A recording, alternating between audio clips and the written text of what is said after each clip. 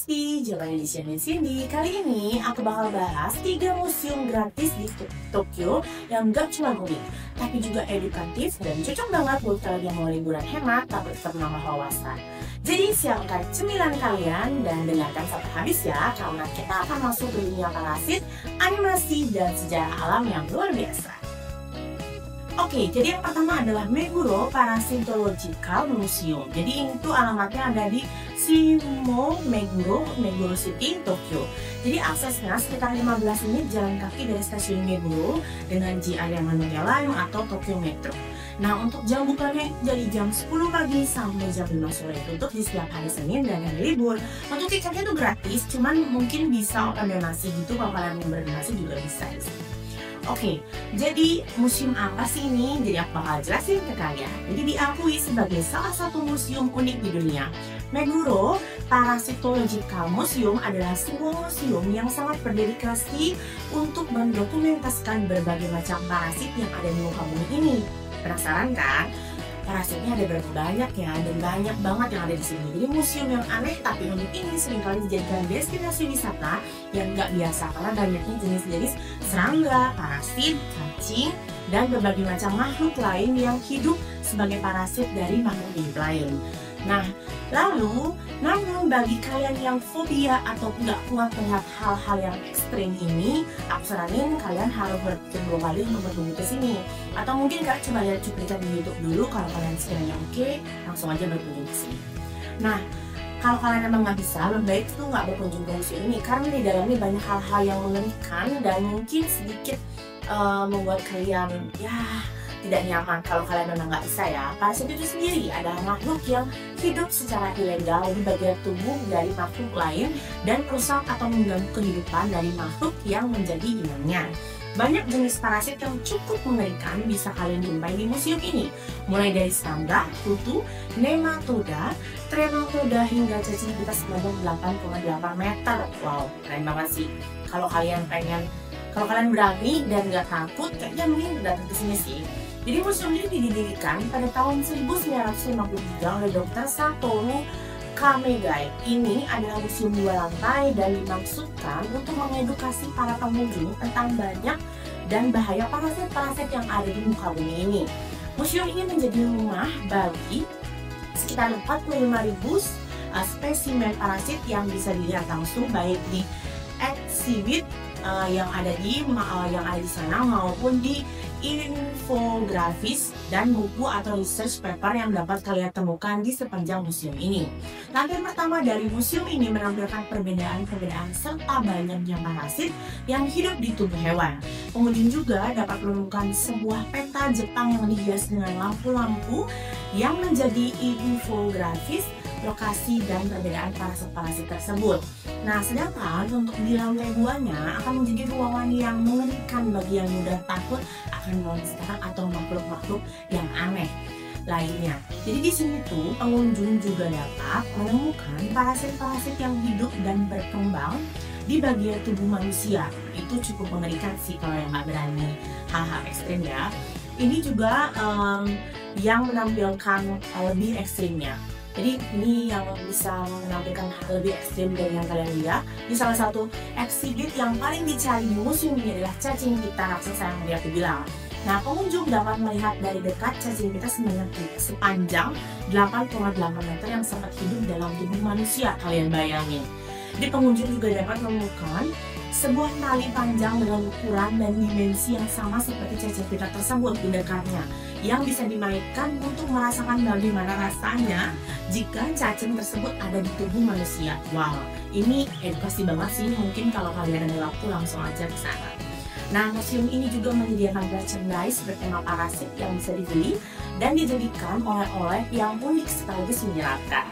Nah, koleksi yang dipamerkan di museum ini terdiri dari 2 lantai. Ini aku summarize deh biar kalian lebih ada apa aja di sini. Jadi lantai 1 itu dasar-dasar parasitologi, penjelasan tentang parasit dan siklus hidupnya. Terus ada foto mikroskopik dan ilustrasi berbagai jenis parasit, model-model parasit dan inangnya. Nah, lalu di lantai 2-nya ada parasit dan manusia. Jadi koleksi lebih dari 300 spesimen parasit. Terus juga ada cacing pita sepanjang 8,8 meter yang diambil dari tubuh manusia, ditampilkan lengkap dengan panjang aslinya. Nah, parasit dari hewan tropis, ikan mentah, dan invertebrata laut. Nah, itu dia ujian satu seperti yang tadi aku info, ada apa, ada dua, ada apa. Jadi gimana? Menarik nggak buat kalian kunjungin saat kalian ke Jepang? Tapi kalau kalian pengen ilmu pengetahuan yang ekstrim tapi menarik, ya saran sih kunjungi langsung ke sini ya. Dan sekali lagi aku bilang ini gratis. Oke, untuk museum selanjutnya ada Suginami Animation Museum. Lokasinya terletak di Suginami City, salah satu distrik di Tokyo yang dikenal sebagai kota animasi. Alamatnya di Kamiyogi, Suginami-ku, Tokyo. Nah, untuk aksesnya itu sekitar 15-20 menit naik bus dari stasiun Ogikubo. Nah, atau kalian bisa pakai Chuo Line atau Tokyo Metro ke sini. Jadi Jepang dikenal sebagai negara yang memiliki jumlah animasi baik itu berupa manga atau anime yang sangat banyak. Fakta inilah yang seringkali membuat orang-orang dari luar negara Jepang mengenal negara tersebut dan mulai menyukai hal-hal yang berbau Jepang karena dimulai dengan kesukaan mereka melihat anime dan manga yang dibuat oleh Jepang.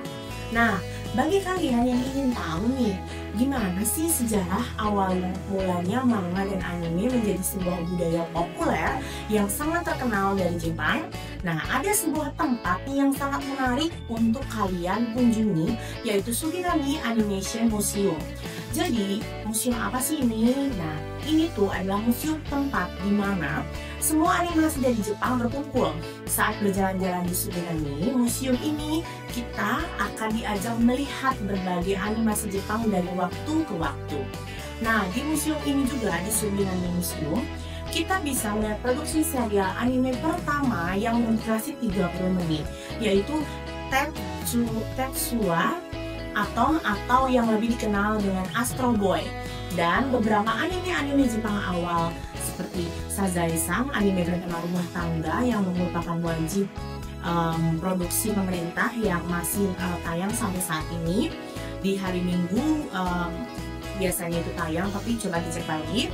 Terus anime tahun 70-an Doraemon, dan anime produksi pertama Studio Ghibli yaitu Mirai Shonen Conan, dan masih banyak lagi animasi Jepang, dan yang paling lama sampai yang paling baru yang bisa kita temui di sini. Gimana, menarik banget kan? Bagi pecinta anime ini wajib banget berkunjung ke sini. Nah, tidak hanya memiliki area pameran, Suginami Museum juga memiliki studio produksi anime di mana kita dapat merasakan langsung bagaimana sih membuat sebuah tayangan anime mulai dari proses produksi sampai menjadi seiyuu dalam sebuah tayangan anime. Nah, di Suginami Museum ini kalian akan merasakan pengalaman menyaksikan sejarah dan pembuatan anime yang tak terlupakan dari semua animasi Jepang. Nah, sekarang aku bakal summarize apa aja yang kalian bisa lihat dan kalian lakukan di museum ini. Oke, jadi di sini tuh kalian bisa mengetahui sejarah animasi Jepang, memperlihatkan evolusi animasi dari era awal seperti tahun 1910-an hingga karya kontemporer, menampilkan pionir anime seperti Osamu Tezuka dan studio besar seperti Toei dan studio lainnya. Terus kalian juga bisa melihat proses produksi anime, penjelasan lengkap tentang proses produksi animasi dari storyboard, KL animation, dan yang hingga proses dubbing dan mixing suara. Tersedia alat peraga interaktif yang memungkinkan untuk kalian mencoba membuat animasi sederhana. Terus juga ada dubbing booth, yaitu pengunjung atau kalian tuh bisa mencoba dubbing suara untuk karakter anime favorit kalian seperti Naruto, Sailor Moon, atau Goku. Nah, setelah selesai, apa sih yang kalian bisa lakukan? Kalian tuh bisa memutar hasilnya, dan ini tuh lucu banget dan pasti menyenangkan banget. Terus kalian juga ada pengalaman menggambar karakter anime. Jadi area untuk latihan menggambar karakter anime dari contoh profesional, cocok untuk anak-anak dan ilustrator pemula. Jadi misalnya nih, kalau kalian suka gambar, ini wajib banget untuk kalian coba sebagai ilustrator. Mungkin coba-coba untuk dasar-dasar gimana sih cara gambarnya. Terus ada mini teater, menayangkan berbagai film pendek animasi Jepang termasuk karya independen dan klasik. Ruangannya nyaman dan dilengkapi dengan subtitle beberapa dalam bahasa Inggris. Jadi memang sekarang di Jepang itu untuk tempat wisata yang memang ada tayangannya itu biasanya sekarang udah mulai ada bahasa Inggrisnya, jadi kalian nggak usah khawatir. Nah, ada pameran khusus juga, museumnya sering mengadakan pameran temporer bekerjasama dengan studio animasi tertentu seperti Ghibli. Nah, ini biasanya kayak mereka akan bikin ya acara gitu. Kalau kalian ada waktu, langsung aja berkunjung ke museum ini. Untuk museum selanjutnya ada Intermediate Museum. Ini tuh ada di Marunouchi, Tokyo, terletak di dalam gedung JP Tower Marunouchi, Tokyo, tepat di sebelah stasiun Tokyo. Pintu keluar itu di Marunouchi Circuit. Aksesnya tuh sangat mudah, bisa jalan kaki dari stasiun utama Tokyo. Konsep dan pengelola, jadi dikelolanya tuh bersama oleh Japan Post Co. dan LND, The University Museum dan University of the Tokyo. Jadi nama Intermediate ini berasal dari mana sih? Kalian penasaran nggak?